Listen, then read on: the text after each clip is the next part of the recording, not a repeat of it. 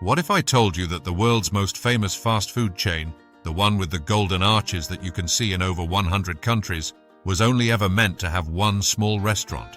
That's not just a crazy thought. It's true. McDonald's used to be a quiet burger stand run by two brothers who didn't want to build an empire. Now it's a global symbol of ease, capitalism, and questionable nutrition. Let us go back to 1948 in San Bernardino, California. Richard and Maurice McDonald had a simple dream. They wanted to run a fast, clean, and successful burger joint. That's it.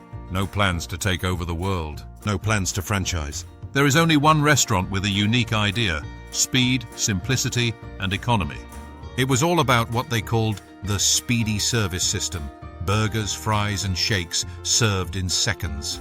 They got rid of the car hops and the complicated menus. It was a big deal. A lot of people loved it. There were lines all around the building. But here's the catch. The McDonald boys were happy. They had no plans to make it bigger. That could have been the end of the story.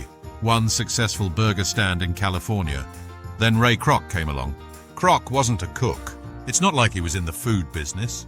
He was 52 years old and sold milkshake machines. His business was having a hard time staying open.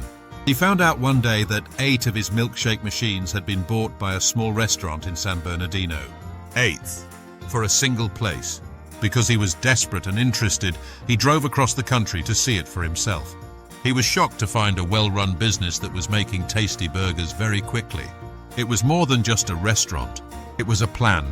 Kroc thought this was a system that could be used all over the land. But the McDonald brothers were not interested in the idea of selling when he brought it up to them. They had tried franchising before but didn't like how hard it was. It was too much to handle quality control, training, and transportation. They did not wish for the stress. They did not want to grow. Ray Kroc, on the other hand, didn't give up. He had more faith in the company's promise than the founders did. They finally agreed to let him try, but only on his terms. The first McDonald's he owned was in Des Plaines, Illinois in 1955. The boys still owned the brand, though.